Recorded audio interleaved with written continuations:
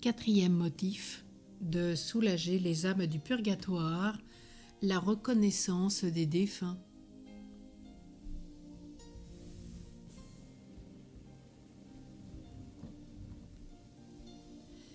Dans le purgatoire, c'est une opinion bien reçue parmi les théologiens que les âmes souffrantes intercèdent même dans le purgatoire pour ceux qui les assistent.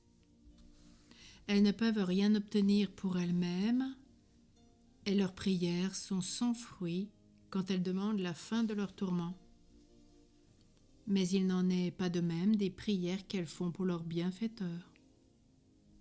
Ces supplications sont dans l'ordre de la providence. Elles touchent le cœur de Dieu et ne sont point accompagnées des défauts qui rendent les nôtres trop souvent infructueuses. Ces bonnes âmes sont pures et saintes, chéries du Seigneur et toujours parfaitement unies à lui. Elles prient sans distraction, avec ferveur, avec persévérance, et leur crédit est si grand que si l'expérience de chaque jour n'était là, pour en rendre témoignage, à peine pourrait-on le croire. Il y a donc tout à gagner pour nous à échanger ainsi nos prières contre celles de nos frères les morts. Et le meilleur moyen d'obtenir de Dieu ce que nous sollicitons, c'est de les intéresser à notre cause, en la leur confiant et en offrant pour eux à cette intention nos bonnes œuvres, le saint sacrifice de la messe et toutes les indulgences que nous pouvons leur appliquer. Prions donc souvent, prions beaucoup pour les âmes bénies et reconnaissantes du purgatoire, et elles prieront efficacement pour nous. Elles offriront à Dieu pour nous tout le mérite de leur indicible souffrance. Oui, c'est une occupation sainte et salutaire que la pensée des morts, nous dit l'Écriture. Le ciel est la patrie de la reconnaissance, et délivrées par nos actes d'amour et nos prières, les âmes nous resteront attachées par les liens d'une gratitude éternelle. Pourront-elles nous oublier lorsque nous les aurons mises en possession des richesses éternelles, du vêtement de gloire et d'immortalité? Lorsque nous leur aurons rendu leur place au banquet de l'agneau, où elles pourront enfin manger le pain des anges dont elles sont affamées? Non, assurément, elles ne nous oublieront jamais.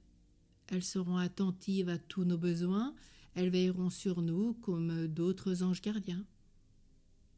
Du haut de leur trône, elles jetteront les yeux sur nos périls et sur nos maux, supplieront Dieu sans cesse de nous épargner les épreuves, d'éloigner de nous toutes les tentations et les dangers, et uniront leurs supplications aux nôtres pour faire une sainte violence au cœur de Dieu. Quel soulagement dans nos peines! Quel auxiliaire précieux! À notre agonie, quel consolateur et quel soutien! Quels avocats puissants au jour redoutable de la rencontre avec Dieu!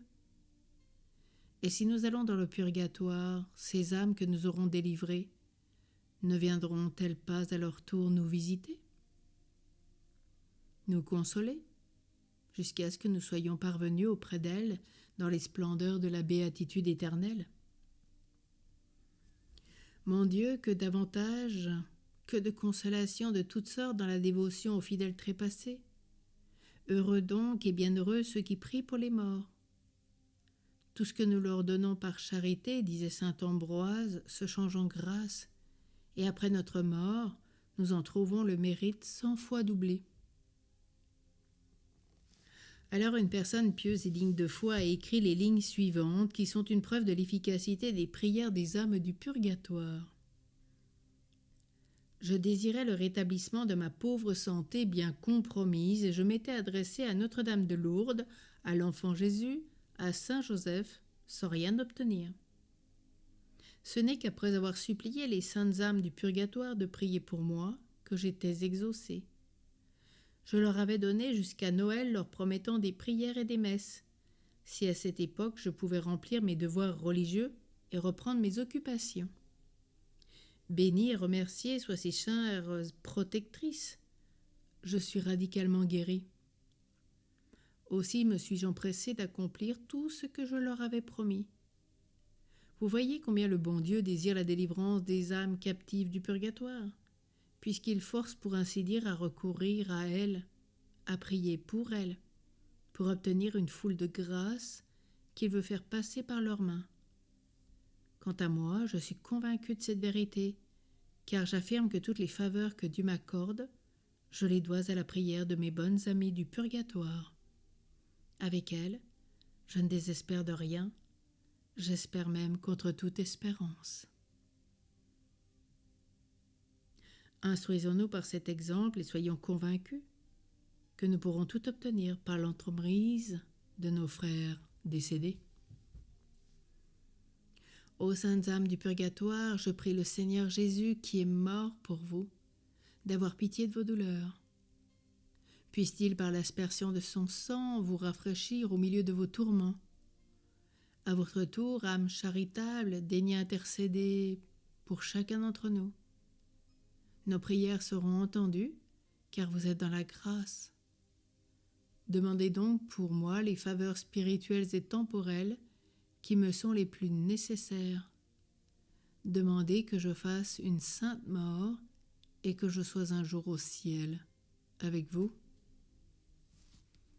Seigneur, donne-leur le repos éternel, que la lumière sans fin brille sur eux, qu'ils reposent en paix. Amen.